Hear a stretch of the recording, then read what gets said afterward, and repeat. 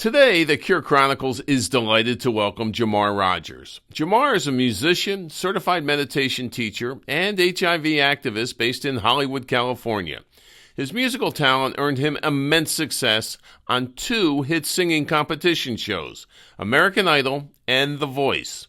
During his time on The Voice in 2012, Jamar disclosed his difficult life journey and HIV-positive status to the world, inspiring viewers to reevaluate everything they thought they knew about people living with HIV. His musical career flourished from there. He signed onto a record label, released music, and toured. In recent years, Jamar has incorporated music into his meditation practice. As a certified instructor, Jamar is committed to helping people in marginalized communities use meditation as a tool to improve their well-being. He is also a volunteer at the Meantime Men's Group, an organization that helps those living with HIV find housing and work. He also works with God's Love We Deliver and the Lower East Side Girls Club. Jamar, thank you so much for joining us on the Cure Chronicles today. Oh man, it's my pleasure. Are you kidding me? Thank you for having me. No. I mean, you're too nice. You are just amazing. I mean, obviously an accomplished singer, having won awards on American Idol and on The Voice. I mean, I got some accolades, but not quite not quite the main prize, Well, I got to say that your music is fabulous, but the greatest stuff I saw about you was actually your TikTok videos. And I'm not a giant TikTok guy, right? I started on Instagram on you, and I was like, 16 posts? What's going on here? That can't possibly be right. I was like, yeah, maybe he's more active on TikTok. And I went down a rabbit hole of watching you and your philosophy. And I just want to say from the start of our conversation, everybody should take that trip. Okay, wow. We're going to go ahead and put your TikTok, link in that.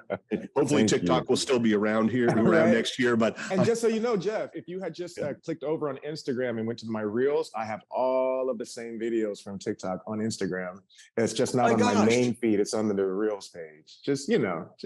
Oh, I'm so glad you said that. You see, I'm a victim of being, 65 years old, okay? And I'm pretty technical too. But it's like, yeah, I somehow missed that. I saw 16 pictures of you and I was like, he's really more handsome than that. He should take more photos, right? And I was like, now where's his Reels? I didn't think to click right up at the top there. Thanks, man. But that is so cool. Your stuff's so cool. But we'll get back to that because I really want to have a conversation about philosophy with you, but I want to at least take people on your journey.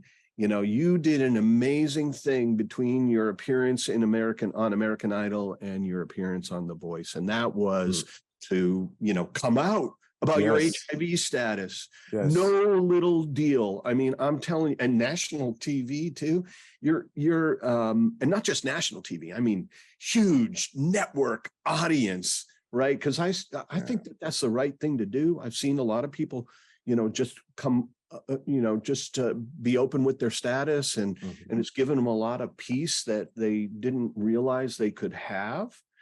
But took a tremendous amount of courage and commitment. Tell us about it, please. Man, it was quite a wild ride. I think the wildest part of it is that I learned to love myself in the process. I learned to accept my acceptance. I learned acceptance. Mm-hmm. I had been resisting against the diagnosis for so many years. And by resisting, I mean, I can't believe this. I can't believe this. How could I have been so stupid? Just like really beating myself up, living in this perpetual shame. And, one of the reasons I decided to tell everyone on The Voice, when I initially auditioned, that was not my goal. I did not, that was not a part of my story. I wasn't there. Two things happened. During the audition process, I began to really connect to my spiritual core. And I began to feel that it was time to tell the truth.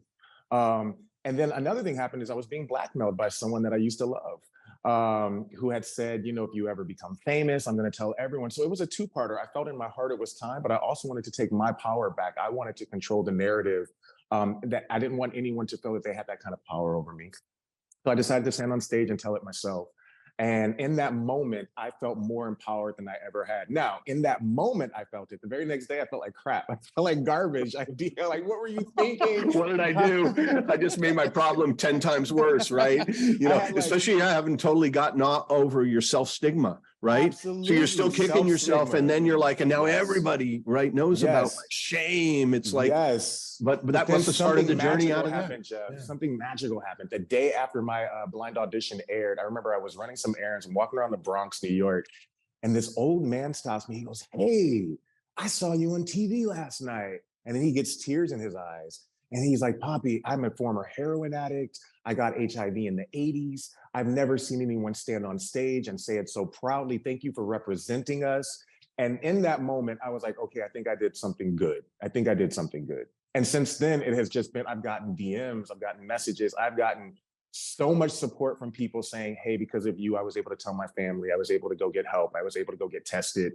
And so, yeah, I'm really quite proud of what I did. Yeah.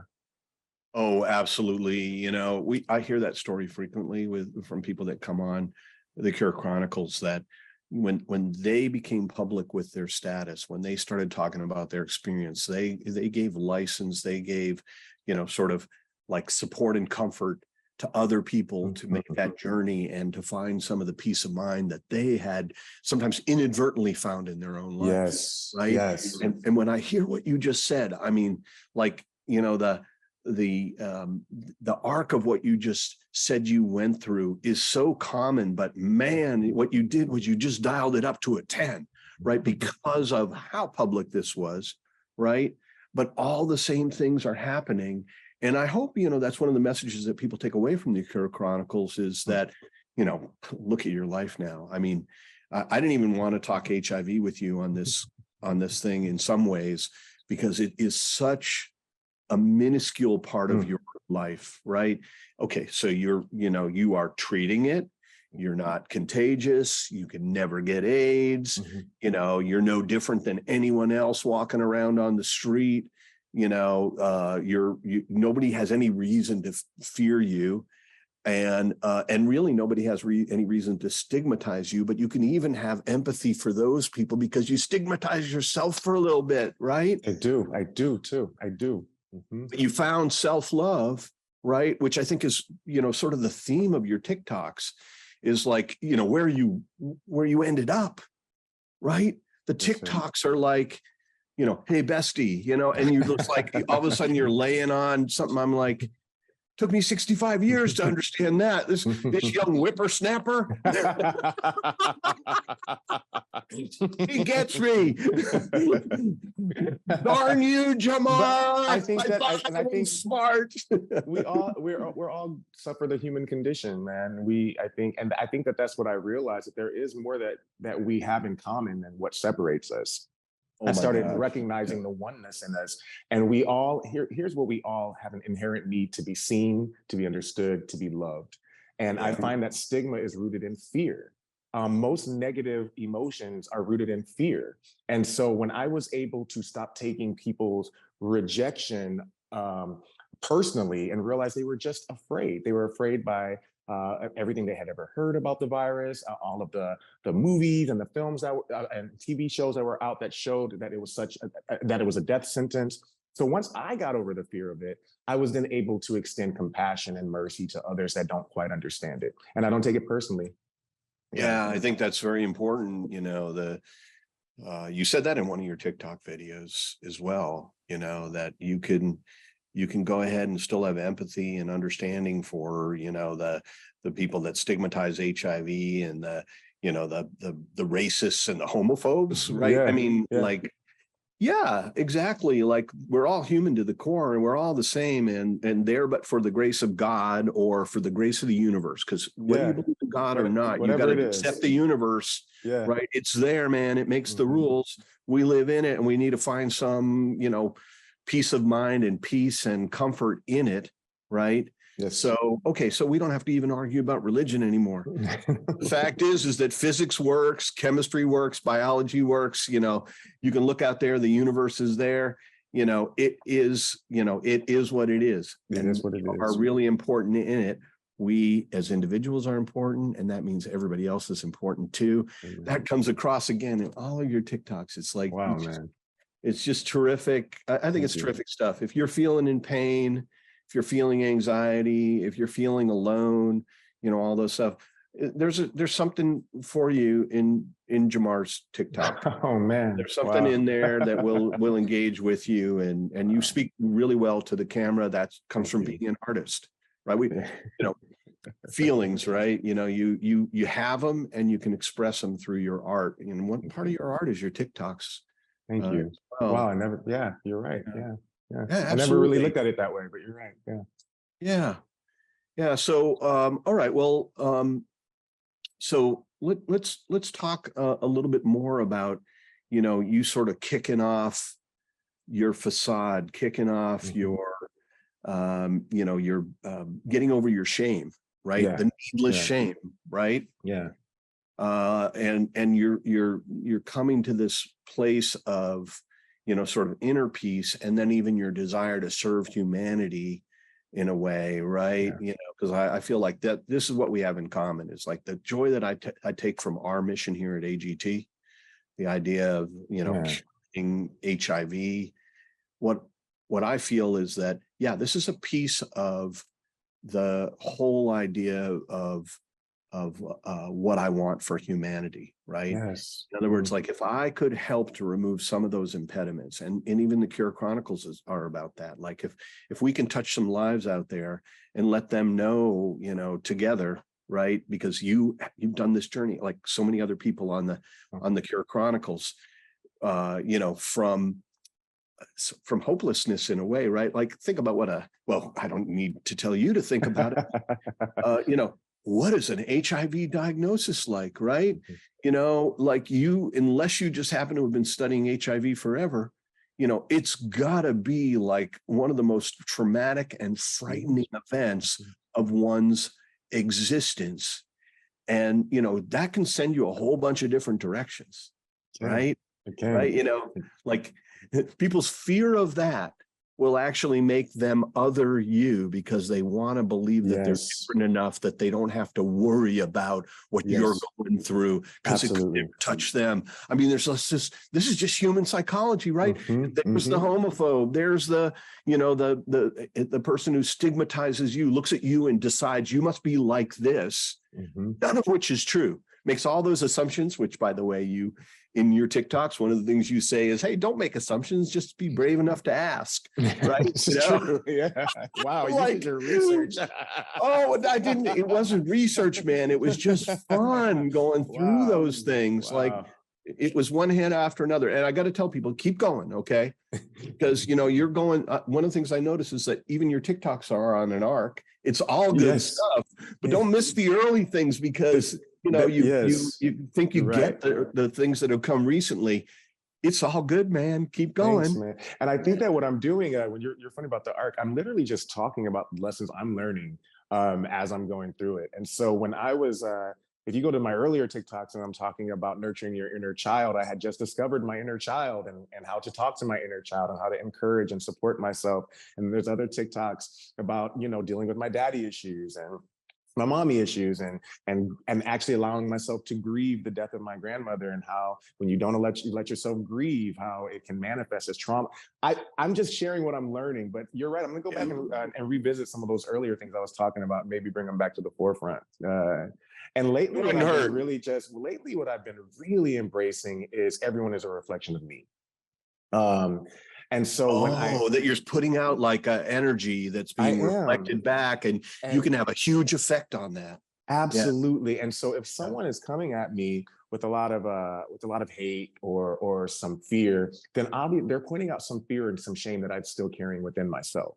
And so I've stopped pointing so many fingers, and I'm going more inward and saying, okay, there's this honing in device inside of me that is telling someone, please show me what's on the inside of me. Thank you for showing me how I'm still not showing up for myself. When someone decides to reject me or cast me aside, where have I not shown up for myself in those instances? Because what I do know for a fact, that when I show up for myself and when I love myself, unconditionally, it is always reflected back at me. It always comes back to me. That's why I don't have to chase relationships. I don't have to chase love. I simply have to stand still and receive, because it's already a frequency that I'm sending out. So that's what I've been like playing around with, like literally playing around with energy, which I know sounds a little woo-woo and stuff, but I'm seeing results. I'm finding that as I shed, that evolution is not so much about becoming something else, but it's about unlearning and unbecoming. Don Miguel Ruiz talks about the domestication that happens amongst us. Like we lose our wild nature because we're domesticated by society. I think it's about losing a little bit of that domestication, because that's where your essence is. That's where your dharma is. That's where your path is. That's the heart. That's the journey of the heart. You see, it comes across in your videos. Like, I even heard you disappointed at the end of one of your videos. You and your dog are trying to like make a whatever those things are of yourself. That the picture, AI, the cartoon. AI painting. Yeah. And it keeps coming out white. They keep painting you white. You keep sounding disappointed. And I'm like, this is so cool, because it's not that he thinks being black is better than being white.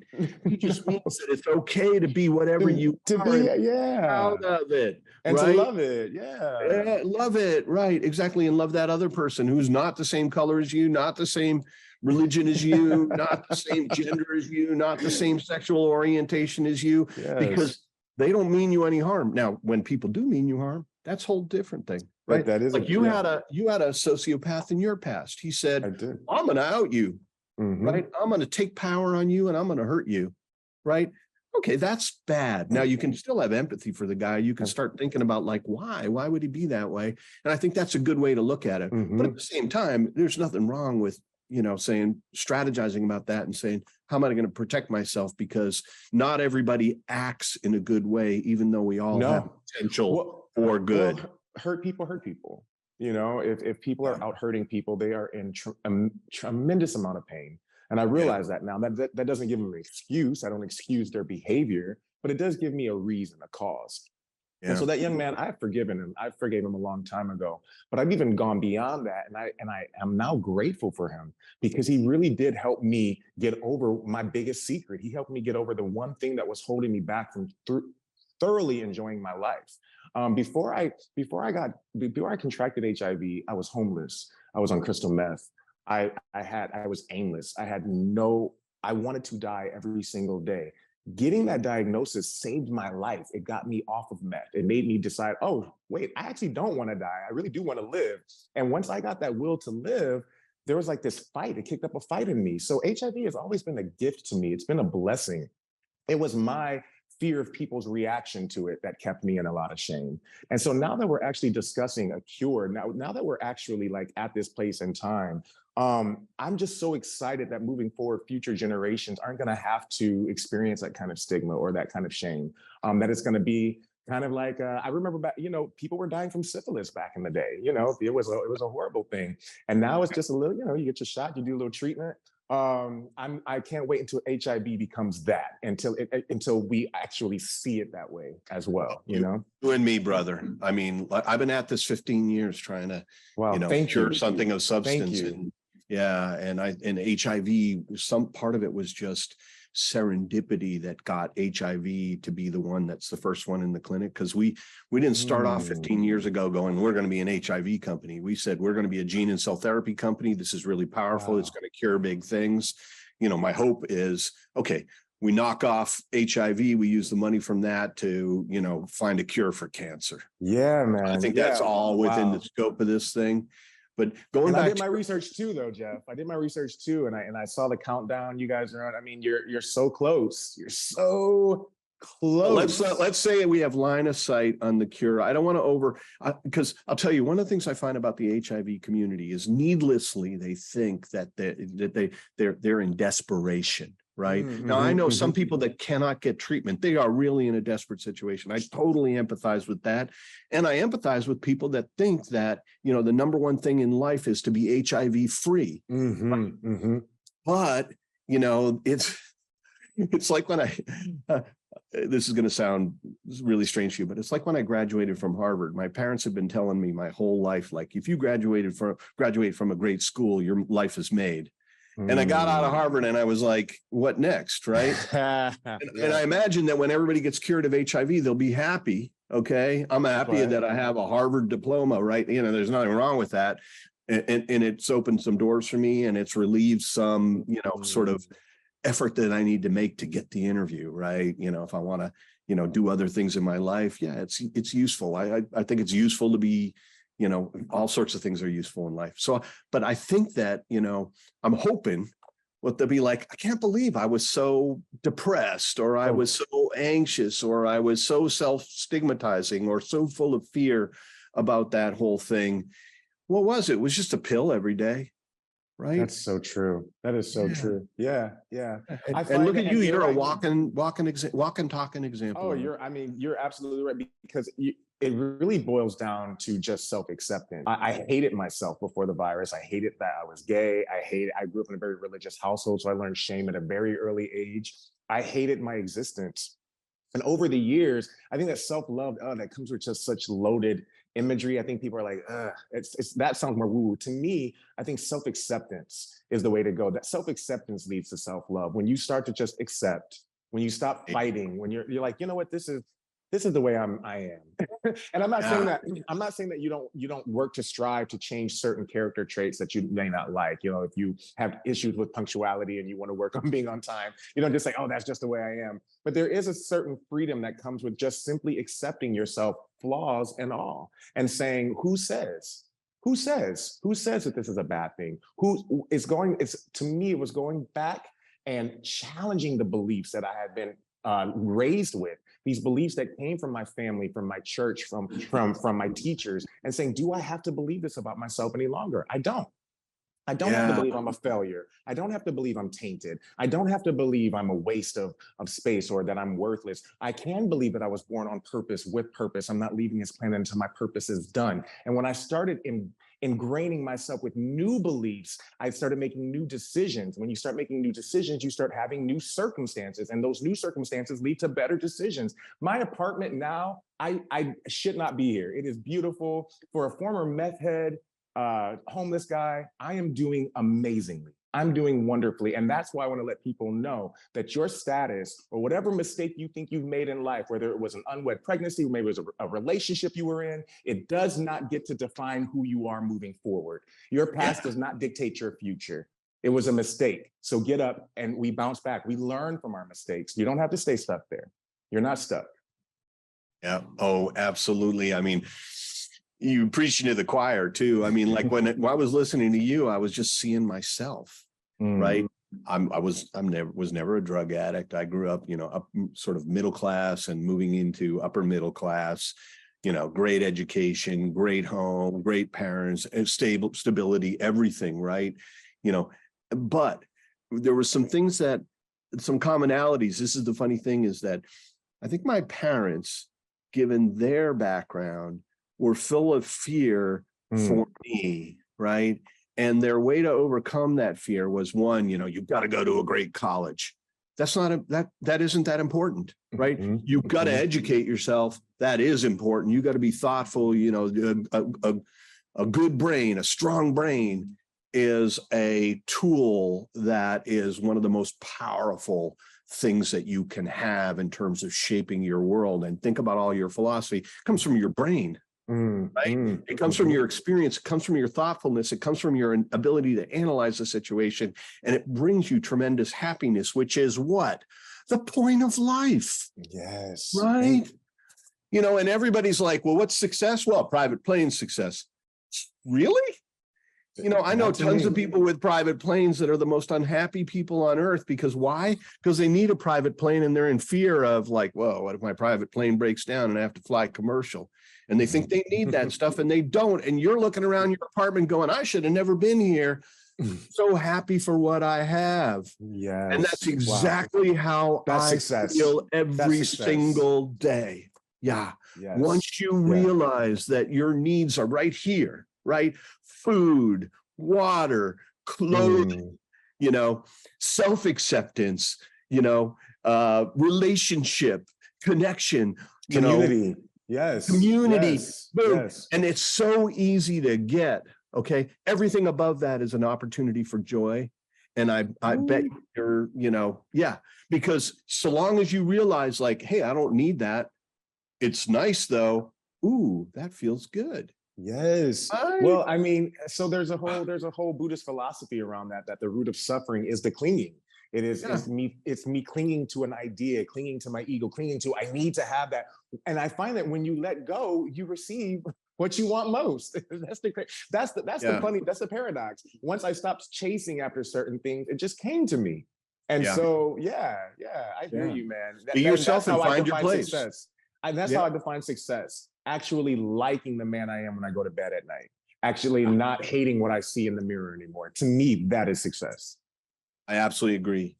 For me, I tell everybody, you know what success? Peace of mind, happiness, and, occasional joy. Yeah. Right? And then I'm like, you don't need anything else on top of that. And you can't be happier than that.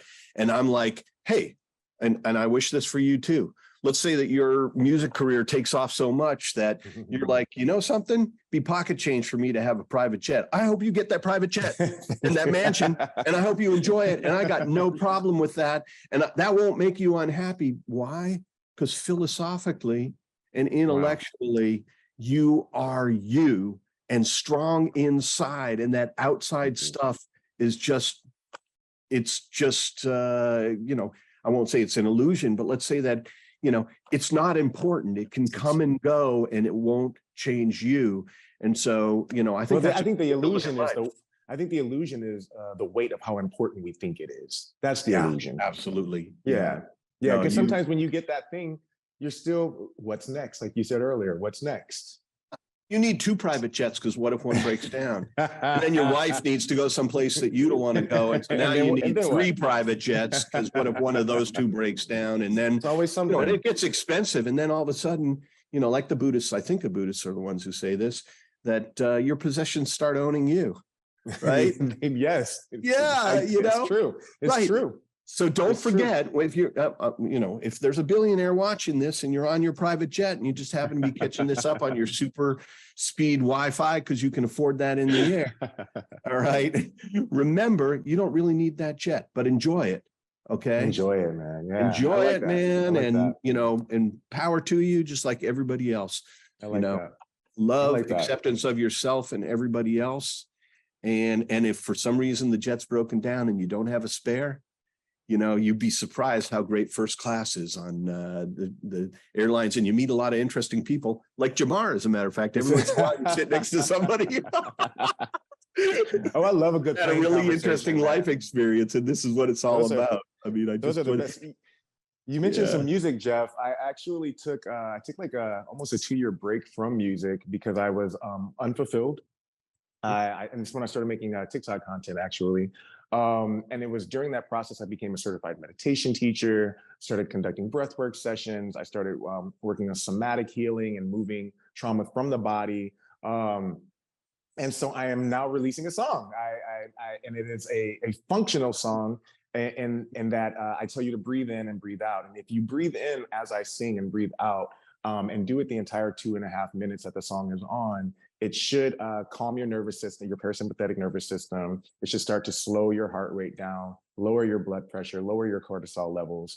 And so I wanted to use music in a sound healing way, in a new way that wasn't about me just trying to be famous anymore, in a way that people could put something on if they're having a bad day, if they're feeling anxious, and actually breathe along with the song. So I just finished that up in the studio. I'll be releasing that within the next 3 to 4 weeks. And I'm really excited to share that with everyone. It's a very new project for me. I'm excited. Can you do a bar for us? I mean, just like a 1 sentence or 2, because what you're talking about here is, this is medicine. This is holistic medicine that you're talking about. Okay, yeah, it isn't a drug that goes in your body, but that we have incredible power over our own bodies with the kind of things that you're talking about here. So, we'll have to get the link, once yes, for sure. But I see you actually leaning forward on the idea of giving us a bar. I would be so proud to, man. I got you. Have this on the show. I want to make sure I don't get too loud. So it's breathe in, breathe out. Keep on, keep on. God bless your lungs. Breathe in, breathe out. Oh. And so it's just kind of like a mantra that it's just on repeat. Breathe in, breathe out, keep on, bless your lungs, breathe in, breathe out. And you're doing, you are bridging the gap between people that have not found that holistic side yet, right? Because I tried meditation and I really came to understand how meditation affects your body, right? Yes. But it's not necessarily like sort of accessible to everybody. Like I saw a picture of you and your, I don't know, what would you call that? Your meditation coach or your guru or whatever. I'm like, why do they always look like that? You know, that's cool with me. That's cool.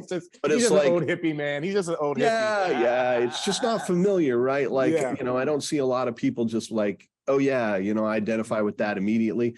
But once again, that just shows you're just missing out because you can't look past this guy's surface. Yeah. So, you know, so don't take me the wrong way. The guy is beautiful, man. I bet he's just great. So, yeah. But, you know, you are going, hey, you know, maybe you're not ready for that, but breathe in, breathe out, feel me through the music. Yeah. You feel something good happening. Okay, next TikTok video, I'm going to turn you on to this, right? Yes. So that is super. And I'm glad you're pursuing something because I think, again, this is something that we have in common.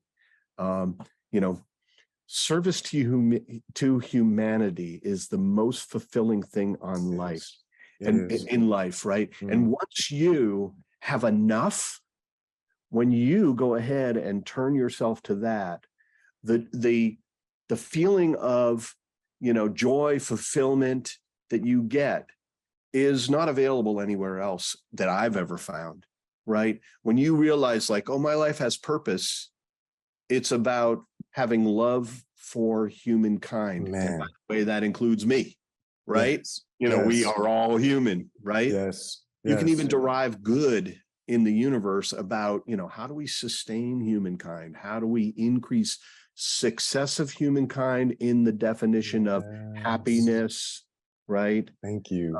Being more community minded. Yes. Yeah. Thinking about us. As opposed to just me all the time. It is so much more fulfilling. It really, I know that sounds so cliched. I know that sometimes I would have been rolling my eyes at that statement, like, oh, sure. Yeah. But there is, when I was working with God's Love We Deliver in New York, it was hot. It was hard work running up 18 flights of stairs in Harlem to serve food to people who were chronically ill. They had AIDS. They couldn't leave their home. But after that day was done, I would feel so like I did something that was worth it. I did something good. Yeah. And no one can take that away from you. Yeah. In some way, we all realize that we're only here for a limited period of time. That's it. Right. That's it. And will that have meaning or not? Right. You know, and what is, let's say we accept that there's an afterlife. Okay. So if you accept an idea of God, or if you believe that maybe there's a physical energy, you know, sort of an energy that lasts beyond us or whatever, what would have meaning there? Right. It certainly ain't going to be material things. You know, everybody understands you can't take it with you. Right. It's going to be something, you know, that we can be proud of. Absolutely. In retrospect. Right. And, you know, religions try to build this in too. You know, you see St. Peter right away and some religions, right? You know, reviews your life with you and you either feel good or bad. I used to think, you know, my philosophy was like, if there's a God, you're his child and you're going to be welcome there. But you might feel a lot of shame over the crappy stuff you did in life initially when you get there. But it doesn't matter. He still loves you. Right? The universe still loves you. You still deserve love. You said that in one of your TikTok videos too. You were like, hey, bestie, stop being down on yourself, right? You know, so again, watch the videos so you don't think I'm crazy because it's all in there, you know, and you'll start to think, oh, maybe Jeff wasn't losing his mind on the interview either. Yeah, this is starting to make sense to me. But I do get also, you got to be ready to receive that message, right? You can't certainly when you hit rock bottom, you're ready for anything, right? You did that, right? Yes, I've had meth addict, and then you got an HIV diagnosis. It's like I wouldn't wish that on my worst enemy. Few heartbreaks, you know. Yeah. Oh my gosh, right? Okay, so you're like, there's only one way, but and it's up, and I got to figure out how to, climb out of this hole instead of continuing to dig, right? And one thing I have learned is that it ultimately always works out. Ultimately, one way or the other. Survival isn't hard, and if you're surviving, you can have happiness. That's it, right? And you've survived at the lowest level ever. That's it, right? That's it.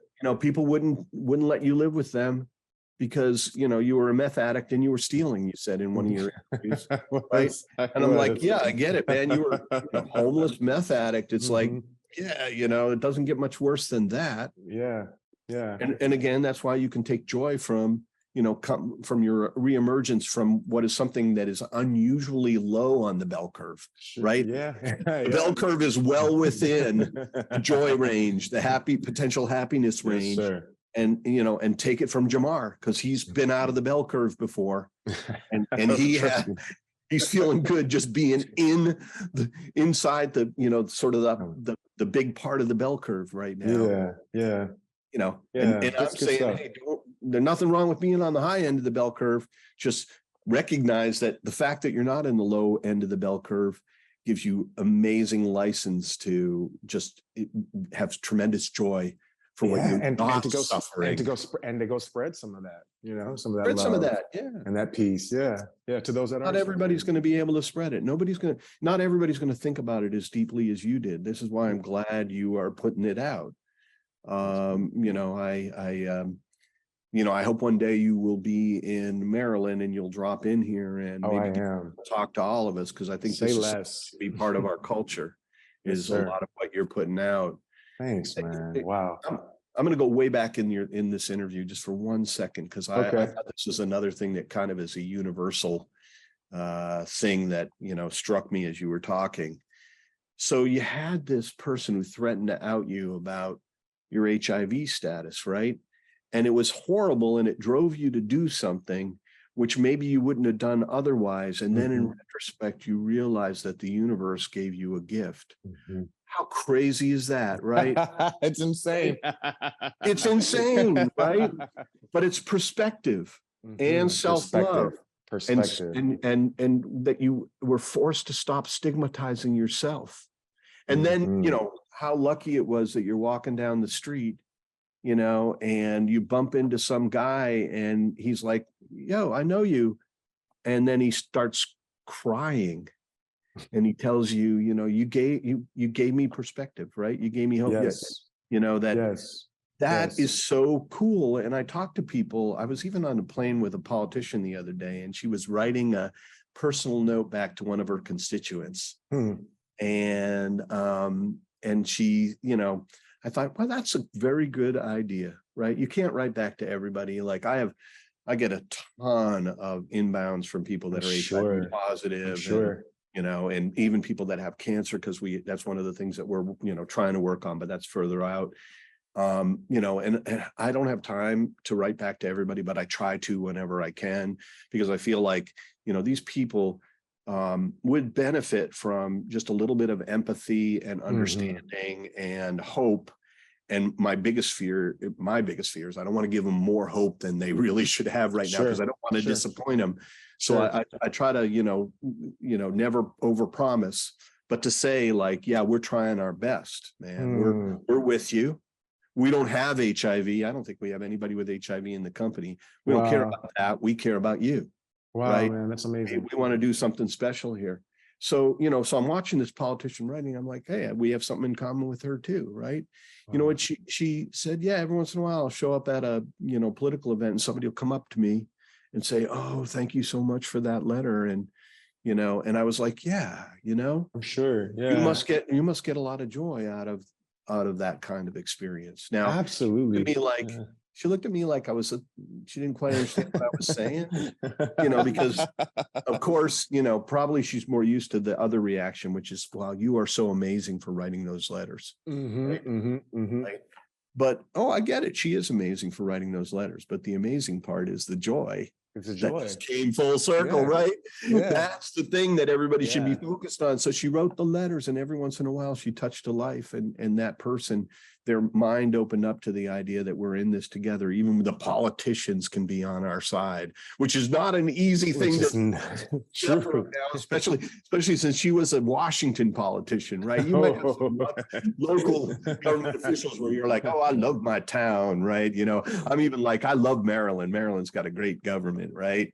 You know, I'm like, I can't believe you have a cool governor south of us can't pick up some of this philosophy, you know, this idea of public service. It really, it's fulfilling, and you can get reelected because you do stuff for your constituents. You don't have to, you know, have all the special interests dumping tons of money. Or right? Playing the culture wars. Right. There's a game I play, Jeff. There's a game I play, Jeff, that I think keeps it light and fun, and it's how many people's day can I make? I find that when I walk around with that mentality, whose day can I make? Whose day can I make? Whether I'm grocery shopping at Starbucks, am I complimenting the barista? Am I making small talk in a way that makes the waiter or the server feel seen or heard? Am I tipping a little extra? Am I buying the person behind me coffee? I find that when I'm putting that energy out, I don't have time to complain. I don't have time to be irritated because I'm playing this game. How much fun can I have making people's day?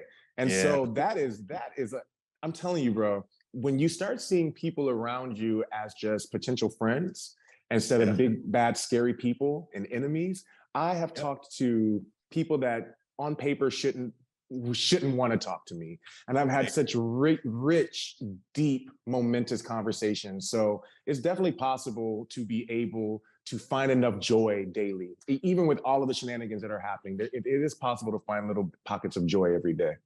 Yeah. And this is another thing I find, that when I espouse that same philosophy, right, people just go, you know, you're just wrong because I have all these pains in my life. And I'm like, you think I don't have pains in my life? Constantly. I'm just saying that in the moments that I escape the pain, I'm feeling joy. That's it. Because I understand that life is full of BS. It is. And I got to handle it. And this is especially true at my company, right?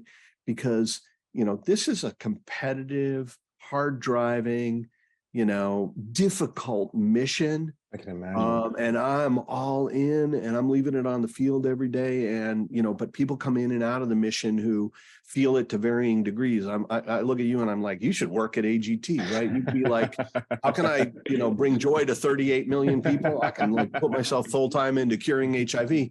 This is how I feel every day. I feel lucky to be able to work on this, because the same way that you're talking about, you know, am I making small talk with the barista, you know, buying the cup of coffee behind you, smiling at somebody, making a new friend, making somebody feel good. You know, your TikTok videos do that. I think you are spreading a lot of joy, and I think you should be proud of that. But that's, you know, even though it's been 15 years so far, and it'll probably take a few more, and I'm not a young, you know, a spring chicken like you, right? You know, so, but I'm like, what else would I want to do with my life? I got enough, right? Everybody's like, well, you know, you're rich. No, I'm not rich. You know, I got enough. I'm not in financial pain right now. Satisfied. Yeah. Right. But I bet everything I had on this company, because I was like, if this can be done, it should be done. And if it should be done, it must be done. And if I can do it, I gotta be there. Yes, I gotta show up, right? Man. Yes, sir. And so, you know, there's in between all the difficult things in my job is tremendous joy, because I get to be doing this. Yes. Right? Just like you get to smile at the waiter and tip a little extra, and you feel good. Yeah. Yeah. You're not even talking, you made them feel good, but it's like, you got it right back. I always do. Good. Yeah, you do. And you feel good, but then I find that I open myself up to receive blessings from other people, just random little, I like to call them kisses from the universe. Just like, oh, that was nice. Thanks. Hey, oh, look at that parking space there right up front. Oh, thanks. Thanks, universe. You know, just it goes back to something you said earlier. What you're putting out is what's getting reflected back. Absolutely. And you have a tremendous amount of control over your environment. you put good things out into it. It's cliche to say what goes around comes around, but it's so true, man. It's so true. Yeah. But not 100%. So don't get upset if it doesn't work the first time, right? But I also find that I had to release my idea of what I thought was good. Sometimes like HIV on the surface is bad. It's a terrible thing, but it turned out to be very good in my life. So got good aspects and bad aspects. We're not, by the way, anybody listening, we're not recommending that you go out and get HIV. Okay. And Jamar's not saying that either. No, but if you have it, just recognize immediately it does not define you. It does not define you. It does not limit you. And is there a way to find the silver lining? Is there a way to find the blessing in the middle of the turmoil? Normally I find that there is usually one pocket of sunshine if you're willing to look for it. Cliche, every cloud has a silver lining, right? It's a funny thing. I love cliche and common wisdom, right? It's like, or even in some ways, right? Some of the negative things like stereotyping, right, is a bad thing. But there is something to learn within these observations, right? Sure. So common wisdom is usually more common than it is wise, but there's an element of truth in it. There's an element of wisdom to it, absolutely. Of wisdom to it. Like there's something that you can learn from it. Even the negative aspect of stereotyping, you can learn something positive from it if you look at it the right way. So true. And HIV, you could actually think, wow, I found the silver lining in here, that this experience actually improved my life. It set me on a course that made Jamar, what he is today. And I'm telling you, I'm going to wrap it right there, because that Jamar is awesome. I really enjoyed this discussion, and I'm sorry for being such a fanboy on this conversation here. You really encouraged me. Thank you. I've seen some of this in every interview that I've done, but I'm like, you just somehow hit it like right down the middle of the fairway with me on your TikTok video. So I was very excited to meet you. I thought we're going to have a great conversation that I'm going to love, and I really did. And kudos to you, Jamar. Just keep on doing it. Thank you, brother. Yeah, thank you. We will meet. We will meet in person. I'm a hugger. I'm gonna give you a nice tight hug in person. Yeah. I'm gonna come. Will you come out here, or I'm gonna come out there? I have business on the West Coast every once in a while. Perfect. Perfect. I would love to meet you in person. Same. Yeah, that would just be great wonderful. energy, man. I really thank you for having me on. But I also just want to take the moment to thank you for your service, for the work that you're doing. I can fanboy over you for a moment. Because you could be probably doing a lot of other things with your education and probably making a lot more money as well. And yet you've decided to give back. So from one person that is currently living with the virus, thank you for dedicating your life to this, your hours, for hiring people that are just as dedicated, and for shifting your own focus and perspective, and when you really didn't have to. So I really appreciate you. Thank you. Well, thank you so much for saying that. And, I hope you understand when I say that, what else would I want to do with my life that would be more important than, helping humanity and helping people to eliminate some of the impediments that are getting in the way of them, having joy and living together and loving one another and things like that. So I am a lucky man to be where I am. And I am honored that I could be part of a journey that might result in an HIV cure, might do it, could even lead to a cancer cure one day. This is what makes me jump out of bed in the morning, and the joy is mine, man. The joy is mine. I love that. Hey, well, thank you. All right. All right. Take care. Thank you for coming on the Cure Chronicles, and I can't wait to see you again sometime soon. Yes, sir. All right. Stay in touch. Have a good one.